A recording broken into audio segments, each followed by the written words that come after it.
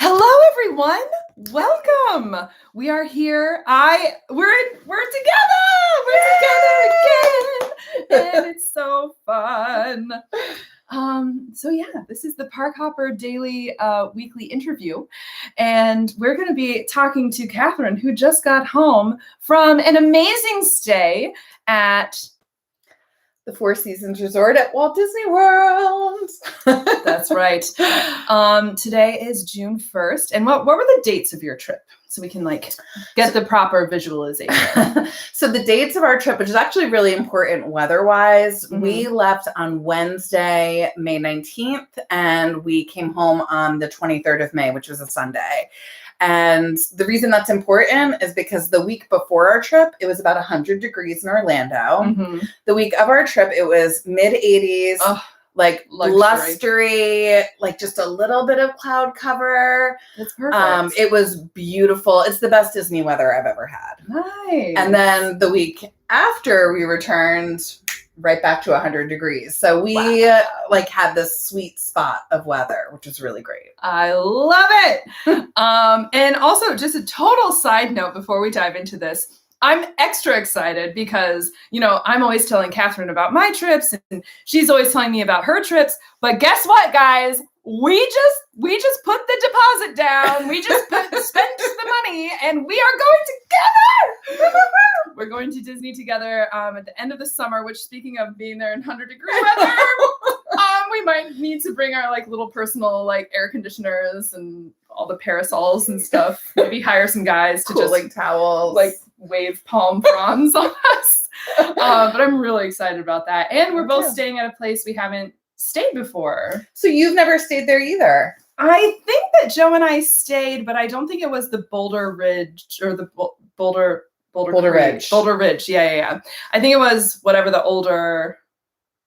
I can't remember. There's Wilderness Lodge, the main lodge. Boulder Ridge is the older, where we are staying, is the older DVC. And then there's Copper Creek, which is the newest. If Copper Creek has deluxe studios, I think that's where we stayed. Okay. But I can't remember because it was Joe and my second trip, and I almost murdered him because that was the infamous day of him hitting the snooze button and we missed our flight. And so we were supposed to get in and go to breakfast at P&J's and do a whole Mickey's Wilderness thing. And we didn't end up getting there until 6 p.m. But it's all good. It's all good. We made it. We're married. We made it. So let's dive in. I've got some questions. So first, we're going to start with lodging. Tell us about your stay at the Four Seasons Resort in Orlando. So the Four Seasons is amazing. And full disclosure, we were able to stay at the Four Seasons because of credit card points. I love credit card points. Credit card points are wonderful. Yep. Otherwise, definitely outside of our reach, outside of most people's reach financially. But we did have credit card points and we just decided to do it. It was my birthday, so it was a special reason. It was also the first time my husband and I had gone away together for more than a couple of nights and left our children at home. We were away for 4 nights. And the Four Seasons is amazing. It is technically on property. It's in the Golden Oak section of Walt Disney World property. For those who don't know, Golden Oak is a private community that the Disney company has built with, luxury residences that you can buy into. Which, that's what Joe and I are saving for. The rate we're going, we will be moving in when I'm 97. I'm very excited. We should have a separate conversation about Golden Oak, because I always had in my head before I went on this trip that oh my gosh, these houses just look so luxurious. They're very close together for, $4, $5, $6 million homes. Yeah. I appreciate we live in a rural area where, you're kind of used to space, but they were really close together. They were gorgeous. The property was amazing. For those who and you get a Disney bus, that's part of where you live is I can just hop on the Disney bus to Magic Kingdom? What? That is pretty cool. Really cool. And they have like a clubhouse, and I'm pretty sure if you buy into Golden Oak, like you get like a certain number of passes for guests. Like there's definitely cool. amenities. Yeah. So where it's located on property is just north of where the Port Orleans resorts are. Okay. So, you know, you are kind of at the edge of property, but I mean, I think that it took no more than 15, 20 minutes max to get to any one park. Very close to Epcot and Hollywood Studios. Magic Kingdom was a little bit further away. And it's like right across from Disney Springs, kind of. Or down the road a little. It's very close to Disney Springs. Awesome. And so like as an accommodation, I've stayed at beautiful resorts all over the world. This was definitely one of the nicest places we've ever stayed in our lives. That's so cool. The room was amazing, very comfortable. I have a room tour I'm going to put together for the channel. And I also have a resort tour. So make sure that you subscribe so that you don't miss the tour. I'm also going to do a resort tour too, because it's a big, beautiful property. And unlike Disney, a lot of Disney resorts, which full disclosure, I love Disney resorts. I love staying on property. But there's a lot of privacy at the Four Seasons. There's just not a lot of people there. Yeah. And the property is so spread out that there was a lot of times I was walking around taking video and I was just totally by myself. Do you think that's a product of like reduced capacity because of COVID, or do you think it's just kind of structured that way to make everyone kind of feel like they're having their own little VIP experience? I think it's the latter, really, because honestly, COVID restrictions changed while we were there. They actually changed at our resort while we were there. So the first day we were there, they were doing a procedure at the Four Seasons where you would walk into the main beautiful lobby and you kind of went past what looked like a camera, but what it was infrared temperature screening. And so anytime you went into the resort, they were checking your temperature, you know, as a part of COVID restrictions. The second to last day of our trip, that camera was gone. You know, so they had stopped doing that. I mean, a lot of restrictions were lifting in Orange County and in Florida and in the Disney parks as well. Before we went, actually like 5 days before we left. Yeah, the big mask. The mask policy changed at Walt Disney World, where if you are outside, you do not need to wear a mask unless you are in certain parts of queue lines. For all the attractions, there is a portion of the queue, some of it is outdoors, where you are asked, cast members say, pull your mask up. Yeah. And so we can get to that in a little bit. But the Four Seasons is a luxury property. There is a splash pad if you've got younger kids. This is a good resort for kids too. Oh, cool. They've got basketball courts, tennis courts, a huge lazy river. I mean, puts the beach club Stormalong Bay to shame. Really? To total shame. Okay. So like maybe that kind of justifies the price if you're like, I don't have to buy park tickets and go to Typhoon Lagoon for the day, you know, just hang out by the lazy river. Like if you 100%. If you're kind of going and seeing your resort as the thing that you're doing, instead of also like family of four, like getting $500-$600 worth of park tickets for the day, you know, that's almost your room. I was looking because I was going to maybe treat Joe to something for his birthday. And it was like $900 was the cheapest room that I could find for that. It was his birthday is on Labor Day weekend this year. So that also could be part of the price. But no, it's a little priced. It's in the... I think the rooms average between $800 and $1,000 a night. Again, I use credit card points. I do not have that kind of Disney budget. I wish I did. But yeah, and so in addition to the lazy river, there's a kids pool, and then there's an adult only pool that you have to be 18 years or older to get into the gate. I love that. They have a kids club. So if you do take your children, we noticed that there were parents around 3:00. They were like, oh, we got to go get our kids. Cool. There's massive service. I mean, the attendants are everywhere. They're so positive. They're so happy. You have multiple people basically trying to take care of all of your needs. That's awesome. And honestly, like what you just said, we talked about it because we had such an amazing stay. The service was just so next level.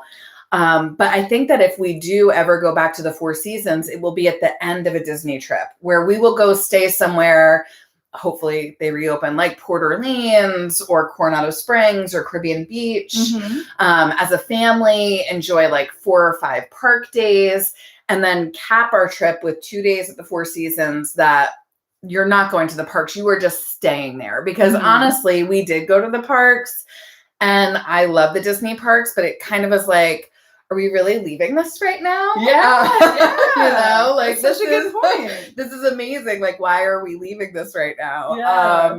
So yeah, I mean, I would definitely say it's a 5-star hotel. It's the #1 rated hotel in Orlando, and we could see why. That's awesome. I remember you sent me a message, maybe the second day you were there, and you're like, we're by the pool. And as we walked in, someone came up to us and said, I'm going to be taking care of everything for you today. Tell us more about that. It was amazing. So she was lovely. And I'm going to forget her name right now, but hopefully I remember it as we're talking. But this was one of the first attendants that we worked with. And they actually like have special towels that fit over the chaise lounges so that, you know, like sometimes you're on a chaise lounge and the towel is dropping. And it's like all clumpy. That's not happening at the Four Seasons. So you just destroyed every other resort you ever go. You're going to feel that little lump in your back from your towel bunching up, and you're going to be like, damn you, Four Seasons. We talked about that a lot. It's actually going to destroy a lot of hotel stays for us. And I want to like almost invest in those towels. Like, can I find those on Amazon and like pack them and bring them Take to them my with you to like Disney Pop resort? Century. Exactly. And just visualize. Remember the Four Seasons. And then you also had a separate person. So that pool for your towel attendant brings you towels, brings you ice water, like big pitchers of ice water are always available to you, and they refresh them constantly. Like, you're never without a full pitcher of ice water, which in Florida is really nice. Yeah. And then you have a separate person who is like your food and beverage person. And they're just like constantly coming around and saying, you know, do you need a drink? Do you want something to eat? Is there also someone who comes around with little cucumber slices for your eyes? I bet if I had asked, they would have. That's amazing. So one of the things that they have in the room, and you don't have this down at the pool, this was just like kind of blew our minds. There's an iPad in every room. And basically the iPad is like your concierge service. So it's like, I need X. We will be right there with it. I would like my room cleaned at 8:45 in the morning. Yes, Miss Manu, that will be scheduled for you. Hey, there was a bottle of rosé on the pool bar menu that we noticed that we would love to maybe have brought up to the room before dinner. It will be there in 5 minutes. My husband needs a razor because we use carry-on luggage. We will have a shaving kit brought straight to your room. So basically, oh my gosh, that's how you communicate. That's how, if you want to place a room service order, if you want to look at spa services, and the response time is almost immediate. That's so great. Okay. Yeah. Well, I'm having so much FOMO right now. So the resort sounds amazing. Now, the other thing that I got a lot of updates on, and thank you so much, because I was definitely living vicariously through you. We do that. Yeah, exactly. Talk to me about the food that you experienced. Okay, so we did a combination of enjoying the Four Seasons and some of the dining experiences available there, and then eating on Disney property. We were traveling without our kids, so you know, it opens up a lot for us. Our children tend to be a little on the picky side, so you know, like taking them to Jungle Skipper Canteen, for example, just isn't something that's happening. So first off, we did do room service breakfast. We are American Express card holders, and our business uses an American Express Platinum card. That's how we booked this trip with our points. And you get benefits for being a Platinum card member, including a budget for breakfast. Where we had like $70 a day that we could use on breakfast. That is an exquisite breakfast. It was wonderful. So we were leaving for the parks most mornings. So we were doing room service because it was like 6:30. You know me, I'm like rope drop. Yeah. So it was great. You know, we had like coffee and juice and pastries and mimosas. No, we did not do mimosas. Oh, okay. I mean, again, we were trying to stay in our limit and also tip very big. That's how we roll. So that was really lovely. And we had a beautiful patio overlooking the pool area where we would just enjoy our coffee and kind of get started with our day. So that was really nice. And then for our Animal Kingdom day, we enjoyed Animal Kingdom in the morning. We did get some snacks. We got Mr. Kamal's seasoned fries. Saw those. Yes, I've always wanted them, and they're never open. I know, I've never had. They weren't open like the whole time we were there for our honeymoon. They weren't. Yeah, that's on our list for our summer trip. I really hope that it's open when you guys go, because I saw it open. It was like 10:30 in the morning, and I was like, I don't care. I'm getting French fries. We're getting pot stickers. It was delicious. It definitely lived up to the hype. So then we went back to the Four Seasons and we enjoyed a poolside salad and just like chicken wings. Just something like a little light. Yeah. Which was really nice. And then I'm trying to remember. That night we went to Disney Springs and we love going. I know where you went. Yeah, Morimoto Asia. Morimoto Asia is, I think, my husband's favorite restaurant in all of Walt Disney World. Nice. We've had really great meals there. So we enjoyed sushi, the ribs. Mm-hmm. Have to get the ribs. And we had an orange chicken that was really good too. And, the service at Morimoto is definitely next level, which is really nice. And it's also just something different. Yeah. So that was a really wonderful experience. We did a sake flight. So we tried different the sake and the Kirin. Yeah. Yep. So I know everything that she did because I just studied the photos, salivating, oh my God, it looks so good. So our next day we went to Magic Kingdom, which was really wonderful. And, it's interesting. I get emotional when I walk in and see the castle. I actually got more emotional when I walked in and saw Spaceship Earth. It was the first time I'd gone in the front entrance of Epcot in a long time. I've been doing the International Gateway. I had to take a minute. It was, and I immediately said to my husband, we've been debating favorite parks, which we always do. And my favorite park changes all the time. I was like, Epcot's my favorite park. I know my favorite park is whatever one I'm closest to. I know. It was crazy. I'm with you.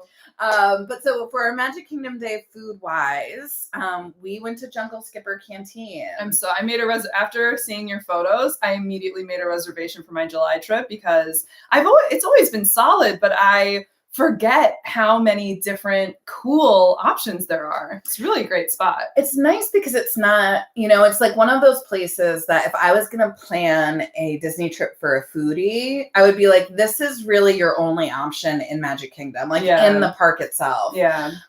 Because it's different. It's just got so we had the spicy Perkins noodles, which is kind of really cool. A spicy pad thai, basically. Okay.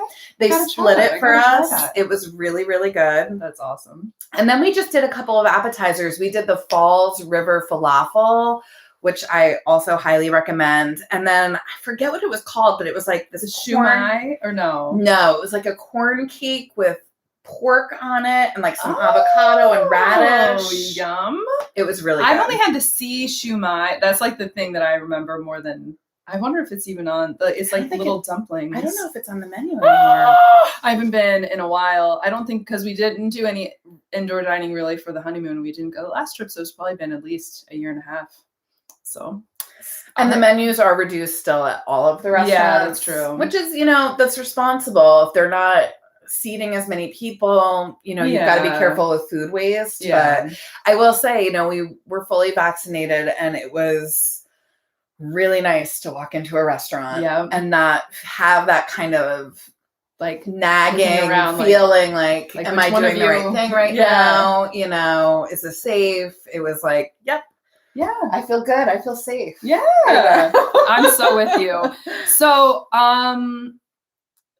I know. Just real quick, a couple of the restaurants we did. Tepanito, which is a hibachi restaurant in Epcot. I've never been to it. We love hibachi, and we don't have good hibachi out here. I mean, that's just the reality of the situation. So I know a lot of people go to Disney and they're like, I'm not going to go eat hibachi because there's a Benihana or whatever near my house. And I totally get that. We don't have good hibachi here. My kids love hibachi. We love hibachi. We did hibachi. Yeah. And we skip the pizza, but we go to hibachi. Although I do love Via Napoli.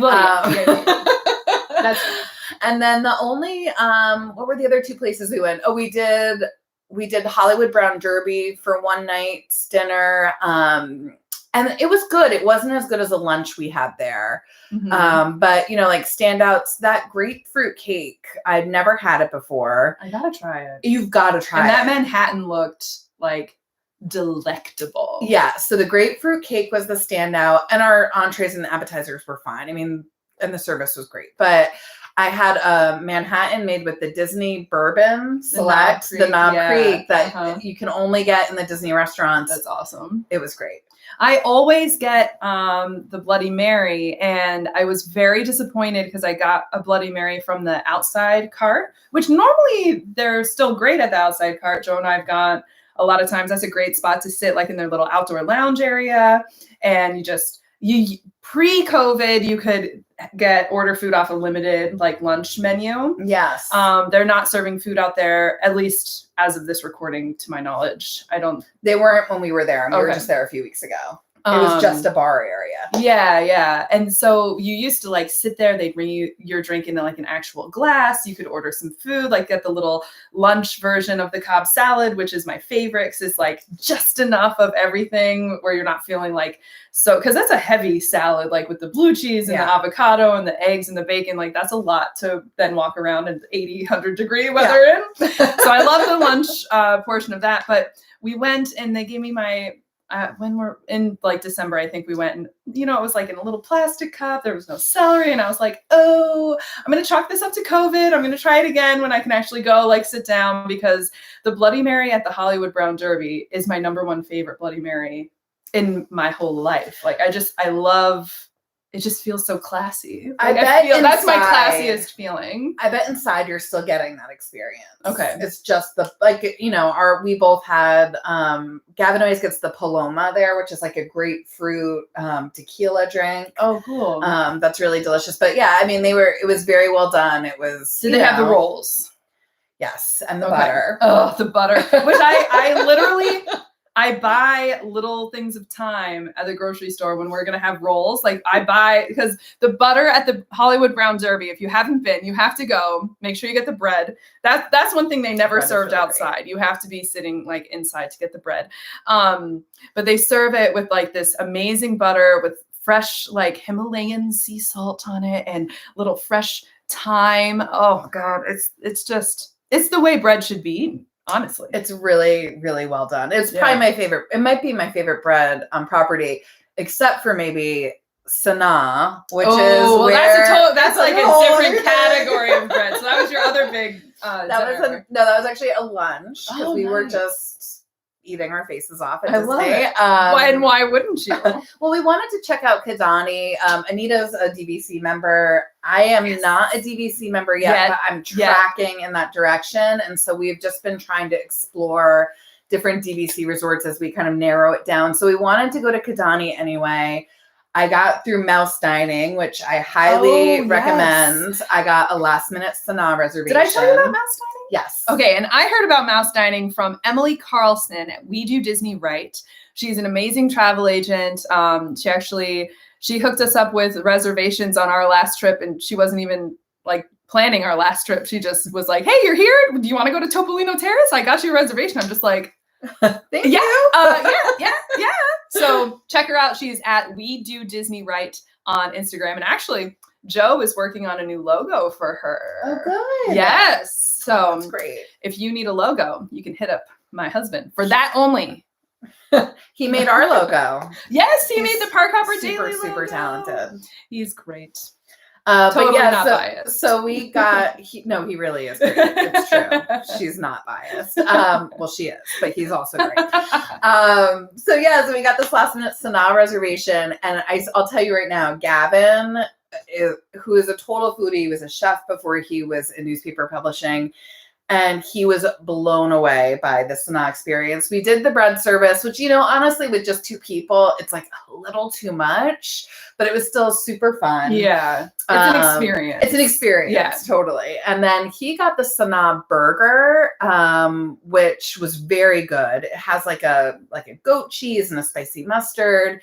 And then I did their chicken tiki masala, or not tiki masala. Did you do butter chicken? Their butter chicken. Yeah. That's what I was saying. I have been studying her photos. I'm telling you. It was wonderful. It was the best butter chicken I've ever had. And so then our last meal for my birthday was, we had a very special dinner at Kappa at the Four Seasons. Now this is, I think it has to be the highest floored restaurant on property. It's on the 17th floor of the Four Seasons. Oh, wow. It was definitely. What about the top of Coronado? I don't know how many stories. I don't know. I'd have to check. Grand Destino Tower is, because they have a steakhouse on the top of theirs as well. I'd have to see how many floors that is. I know, I'm pretty sure Topolino's Terrace was like, what was it, like the 9th floor? Yeah, it's on the top, however high. Yeah, I think it's the 9th floor though, but I think that's as high as Riviera goes. This, you were really high up, and it was beautiful. You have this beautiful view of the Contemporary. You can see the castle. You can see Space Mountain. Really, during the day, like, you can see Epcot to your left, so you really can see almost all of Disney property. That's awesome. And so we had a sunset dinner up there. It's an expensive restaurant, but I would say if you can get a reservation at Kappa, you should do it. It was a wonderful dinner. The food was excellent. The service was unbelievable. And again, just those views, you just really can't.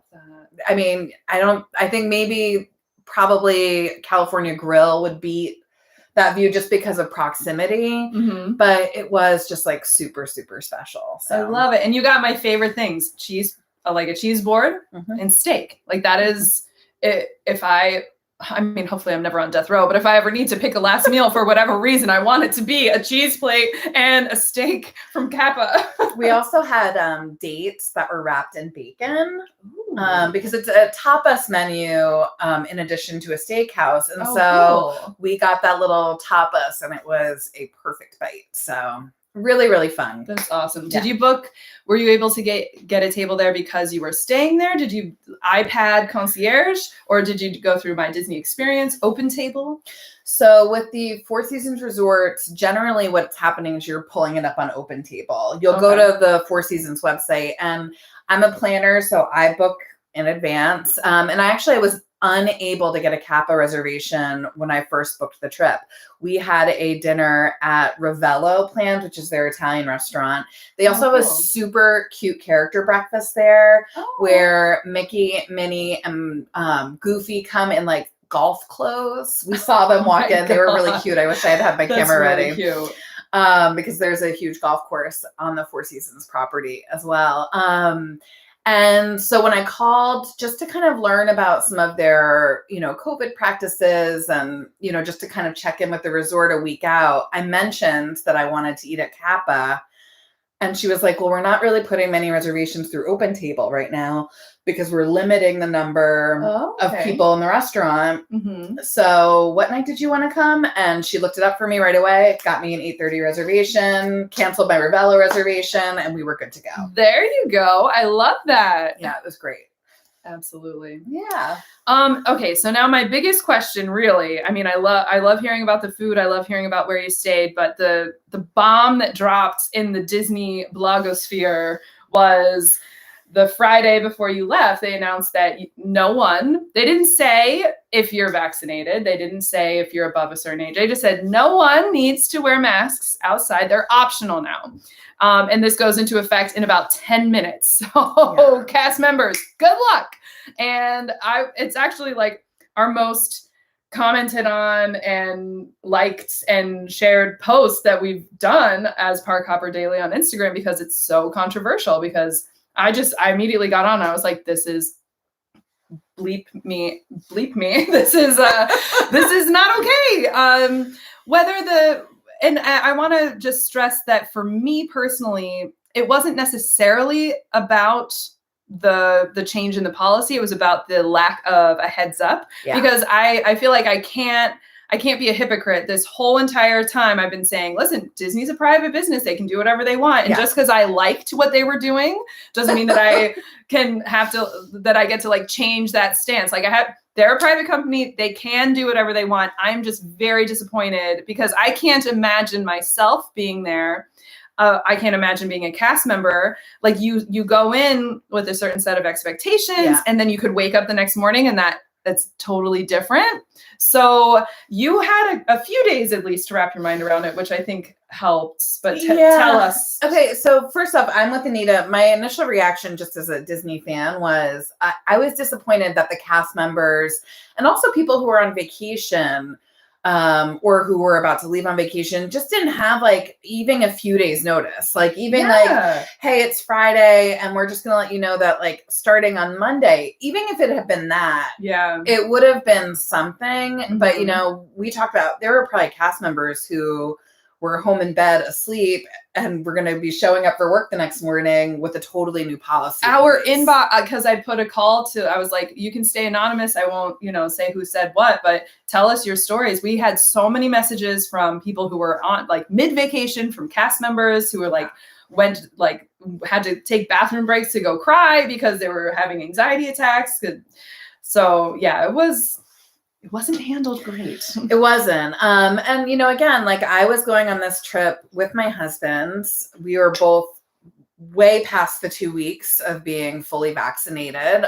So the chances of us, being put at risk by this policy change are so minimal. And I'll be honest with you, like we really enjoyed being able to take our masks down outside. And we did. My husband had to keep reminding me, like we would walk out of an attraction and I'd be like chugging along and he'd be like, honey, you can take your mask down. And I was like, oh yeah, I can do that. That's awesome. But if I had been traveling with my children, I wonder how I would have felt. I have an older child who is almost fully vaccinated, but certainly wouldn't have been at that time.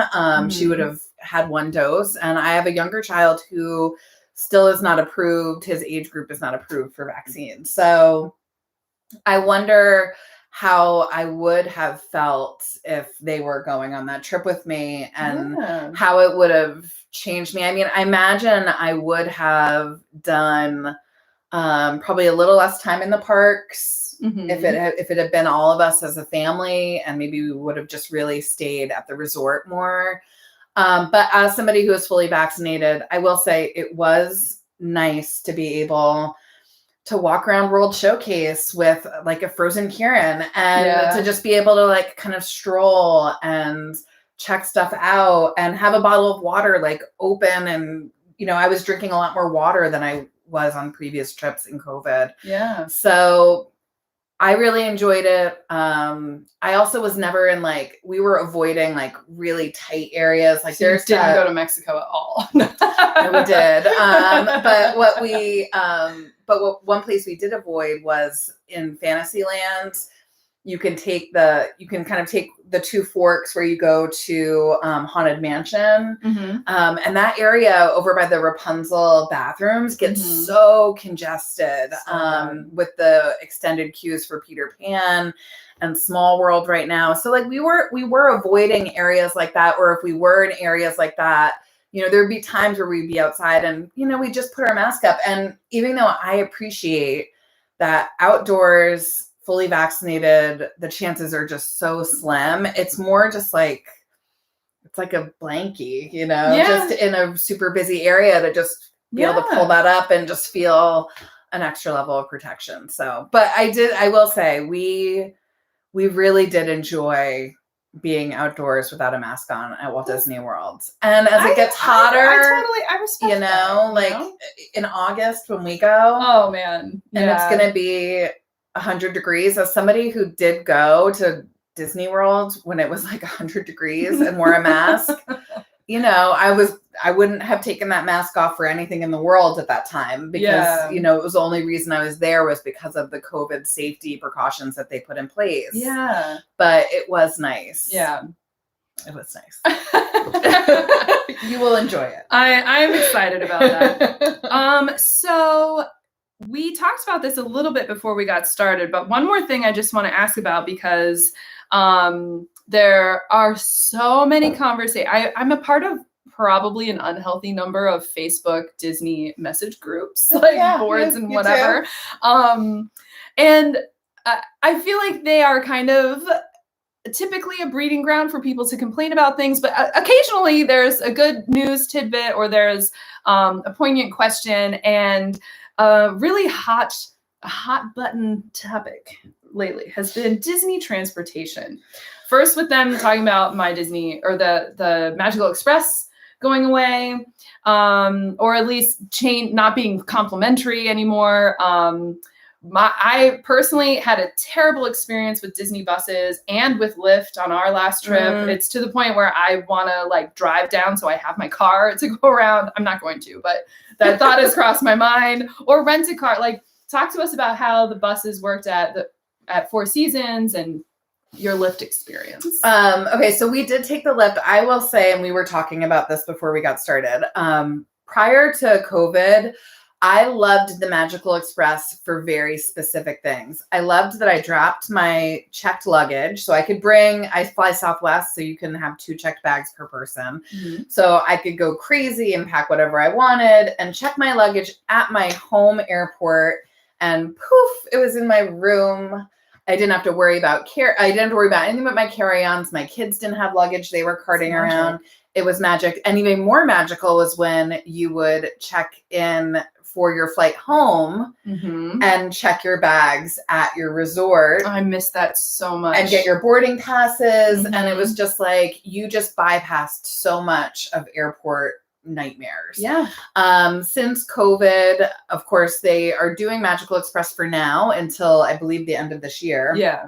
And after that, Mears, which is a transportation company that basically runs all of the taxi cabs and a lot of the bus services in Orlando, has said that they are going to have a bus system in place similar to that, but you're going to, of course, have to pay for it. And I doubt you're going to be able to check your bags in at your resort. Yeah. And so as a result, I actually see no reason, unless you have a small child who needs, a car seat or a bus situation and you can't use a Lyft. I see no reason to use the Magical Express. Yeah. It doesn't do anything for me at this point, except potentially take a really long time. We've seen these scary photos on social media of 2.5 hour. The line Magical is down Express past lines. all of the car rental lineups. And it's even before COVID, Joe and I would often skip the Magical Express because we're like, okay, yes, a taxi or a Lyft for us is going to be 35 plus tip, whatever, and I'm like, but if it's going to what if we're the last stop? Because you never just go right to your resort either. There was one time we were the last stop on 4 and it was we were the last people on the bus. And I was like, wow, we just lost 3 quality park hours. Cause whenever you're that's time that you could be in the park, and you spent a lot of money to be at the park or your resort. So I don't know that it always saves money. Technically, yes. I don't think it does. Yeah, but I for really the don't. time that it takes, time is money when you're on vacation. Think about how much you spend on your park tickets. I mean, so we've taken, we've been down a few times, and we literally will walk off of our Southwest flight, get on the little monorail to the main area, walk down the stairs. It's we're in MCO for 15 minutes after we get off our plane. That's the dream. Out, waiting for a Lyft. Maybe we waited 10 minutes, and we're at our resort within 40 minutes of landing. Yeah. In Orlando. Yeah. I've never gotten to a resort using the Magical Express that quickly. No. And sometimes we've had to wait a long time. There have been other times I've used Magical Express where it's been pretty quick, but again, multiple stops, it's just not as convenient. So we did use Lyft on more than a few occasions on this trip. Mostly because the buses from the Four Seasons, which are wonderful, they're basically luxury motor coaches that are air conditioned. I think we had like one other couple on one of those buses with us once. Otherwise, we were like king of the luxury motor coach every single time, like That's just amazing. the two of us. But they didn't start until they would basically get you to the parks when parks were technically opening. Oh, and we got to be there an hour before that. Yeah. No. That's not early enough. That's not early enough. It's for either really of us. not. So, so we did take lifts in the morning to, we started both of our days at Animal Kingdom, and then we did Magic Kingdom another day. And so we did use lifts in the morning. And there was a couple of other times where we took lifts, throughout the day. We were taking breaks, midday breaks, and going back to the resort. Hanging out by the lazy river. Hanging out by the lazy river. Yeah. So we did use Lyft. But I will say, though, what I liked about the motor coach transportation is you had a schedule with the Four Seasons. And it was like you knew exactly when buses were leaving, when they were picking up at the parks. There was no mystery to it. It wasn't like, hoping that the app works and tells you when your next bus is coming, because that was frustrating. When we stayed at Riviera, we just felt like we were like constantly rolling the dice if we were taking the buses on was it going to come? What time was it going to come? Yeah. At least a place like Riviera. And like, if you are staying at Caribbean Beach, you should walk to the Riviera bus stop. Like, and you're going to take a bus, unless you're on the other side of the planet, or if you can use a Skyliner. But we never picked up the bus at, like, actually in Caribbean Beach. Hi. Okay. Sorry, my son just is informing me he's breaking the law. I'm watching a little YouTube. I love it. He's such a doll. Hey, it's live. It's live television. It's live YouTube vision. It is. I love it. But if you're at one at like Saratoga Springs, Caribbean Beach, any place that has multiple stops, you might even have some buses just driving right past you now while they have the reduced capacity on the buses. But we had some really bad luck with lifts too, where we call a lift and we'd watch it kind of get close to us, and then they would cancel the ride like 3 times in a row, like trying to rope drop something. I'm like freaking out. I'm like, it's Hollywood Studios. If we don't get in now, then we won't be back for like 30 days. Okay, I know. I have no right to complain about anything ever about a Disney experience, but I thought that the lifts were particularly bad. But maybe now that more people are going back to work, like maybe the demand is, maybe more people are signing up to drive. You seem to have had a better experience. We did. There was one morning where we waited a little bit longer than we would have wanted to. It just took a while just to get a car there. They didn't cancel on us, but there just wasn't one. I think it was like a 20-minute wait for a lift. But for the most part, within 10 minutes, we were getting picked up. And we weren't having people cancel on us. And honestly, with the Disney buses, it's so tough because I think back to prior to COVID, and I feel this way about the social distancing too. Like, I remember there were nights we were already using Lyft. Oh, yeah. Prior to COVID. Because, 100%. End of the night Disney buses, was just an awful experience. I mean, they would just pack them like you were on like a Japanese subway. Yeah. I mean, literally, I'd be like holding a sleeping child in my arms, standing up on a bus with like a million people all around me and touching me and sweating on me. And like bumping into you because no one wants to hold on to the things. No. So. No, I'm with you. I'm team Lyft. Like, we used a bus, I think, one time on our last trip, and that was when we closed Magic Kingdom and did our photo shoot. We actually left Magic Kingdom like 3 hours past the posted closing time. So much magic. We're doing that.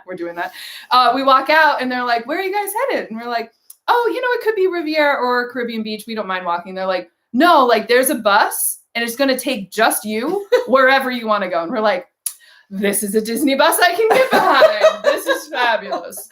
To our results. Well, and the Skyliner, you guys were at Caribbean Beach. Our trip prior to this, when we were there as a family, we were at Riviera, and the Skyliner is just the best Oh, transportation. 100%. I also really enjoy the boats. Yeah. The friendship boats are really great too. So and the boats around Magic Kingdom, like from Contemporary. Oh yes, and, I actually took one of those for the first time this trip. Are they so cute? They are such adorable. a great view. It's really fun. So we took a lift to the Ticket and Transportation Center, which I had never been to. Oh. Because I was always on property. So Yeah, there was like no reason for me to ever go there. And we took a boat over to Magic Kingdom, and it was really nice. That's awesome. It was a good way to start the day. It is. And then it's like a ride before you even get into the parks. It's like its own attraction, just like the Skyliner. Yes. Awesome. Well, that's all the questions I have about your trip, except for when can I hop on some of those points and go to the Four Seasons with you? Seriously. It's definitely, I mean, if you know, and I would encourage people to explore points programs. We also kind of use a Southwest credit card and build up points that way because Southwest is our preferred airline. I mean, there are ways to work those systems. You know, Marriott runs the Swan and Dolphin. They've got a rewards program as well. Awesome. So, you know, if you're like us and have like severe Disney problems, it's a way to like offset. You got to find a way to Costco, like shop in bulk or get these points. Costco is a good idea. Oh, look, Brett Rader's here. Yay. Hello. Yes, to check your bags to your room. I know. A walkthrough for airport Lyft or Uber would be great. Oh, we should do that. It's actually, you know, the first time I did a Lyft out of MCO, I was so nervous. Like I didn't know where I was going. I didn't know what I was doing. And now it's just like, you know, and it's really so easy. I mean, it is, but it's also a little confusing. Like Joe and I were waiting for our guy on the wrong level. And then we had to second level. Yeah, we weren't on the second level. I don't know where we were. That's a good idea. We should do that on our next trip, like a little airport walkthrough. This is where you go, and you wait always at the same like baggage pickup areas. Baggage pickup 14, I think. Yeah. So awesome. Well, thank you so much for sharing everything, Kathryn. And like I said, we will do a room tour and a resort tour of the Four Seasons once I just get through my next magazine deadline. So. I love it. So be sure to subscribe, share our channel with other Disney friends in your life, because that's the best way to spread the word about Park Hopper Daily. And if you're listening to us on your podcast provider of choice, please be sure to give us a rating and a review, unless you didn't like it, in which case, bye! Awesome. I'm Anita Boyer. I'm Kathryn Manu. And we are Park Hopper Daily. And we'll see you real soon. Bye.